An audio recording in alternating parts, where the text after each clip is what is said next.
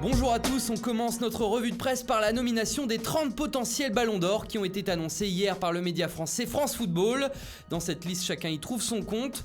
Au Portugal, le quotidien Abola se réjouit de voir les 3 Portugais Cristiano Ronaldo, João Félix et Bernardo Silva dans la course finale. À Barcelone, on a fait carton plein avec De Jong, Ter Stegen, Griezmann, Messi et même Lick Martens présente dans la liste des féminines, comme le souligne le journal Sport. Chez les Italiens, on retient la présence de Bianconeri, CR7 évidemment, et le jeune néerlandais De Ligt qui s'appuie sur son excellente saison du côté de l'Ajax. Le défenseur napolitain Kalidou Koulibaly se retrouve également dans cette liste et il n'y a donc que 3 joueurs de Serie A et c'est ce qu'a remarqué justement le Corriere dello Sport. En revanche, c'est toujours mieux que les Espagnols qui ne comptent aucun joueur de la Roja parmi les 30 et ce n'était pas arrivé depuis 26 ans. Le journal AS qui fait également remarquer la présence en très grand nombre des joueurs de Première Ligue, 15 sur 30. Et justement en Angleterre, l'heure est également au bilan après cette liste des 30. On observe la présence de 7 joueurs de Liverpool, Firmino, Alisson, Wijnaldum, Alexander-Arnold, Van Dijk, Mané et Salah. Pour cause, les Reds ont remporté la Ligue des Champions la saison dernière, mais ce qui fait le plus réagir en Angleterre, c'est avant tout la présence d'Hugo Lloris, le gardien français de Tottenham, qui malgré une finale de Champions League, n'a pas convaincu les observateurs, et en particulier le tabloïd Daily Mail. Et si Lloris y est, ce n'est pas le cas de son coéquipier Harry Kane, ni même du vainqueur sortant Luka Modric, qui ne pourra pas défendre son titre. Allez, on file en France où le Paris Saint-Germain va tenter la passe de 3 en Ligue des Champions ce soir à Bruges.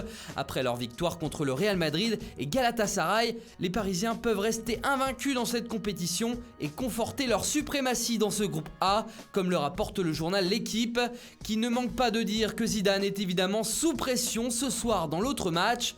L'entraîneur français joue très gros et c'est ce qu'on peut ressentir en regardant la presse espagnole ce mardi. AS titre « Échec à Zidane », comme si le roi Zizou pouvait s'écrouler dès ce soir. Dans l'enfer d'Istanbul, sur la pelouse de Galatasaray, il n'y aura pas le droit à l'erreur. « Je veux rester ici pour toujours », a clamé Zizou en conférence de presse, qui ne veut surtout pas penser au pire. Le journal Marca de son côté a choisi de responsabiliser les joueurs madrilènes. « Si tu aimes Zidane, il faut gagner », titre le quotidien. Et il n'y a pas que le coach français qui est sous pression. Le job de Mauricio Pochettino est également remis en question.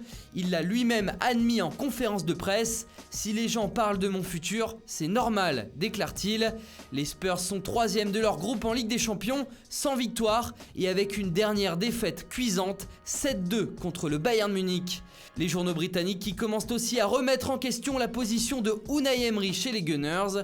La défaite d'Arsenal à Sheffield United hier soir et le but du français Lys Mousset a mis encore un peu plus la pression sur le coach Emery, écrit le quotidien Daily Telegraph. Et enfin en Italie, ce sont les récentes déclarations de Cristiano Ronaldo qui font la une de la Gazzetta dello Sport. Le Portugais a lâché ses vérités sur la Juventus version Maurizio Sarri et n'a pas manqué de glisser un petit tacle pour son ancien coach Massimiliano Allegri. « Nous créons plus de jeux maintenant et nous voyons les choses en plus grand », a annoncé la star des Bianconeri. Voilà, c'est tout pour aujourd'hui. Bonne journée à tous et à très vite sur Foot Mercato.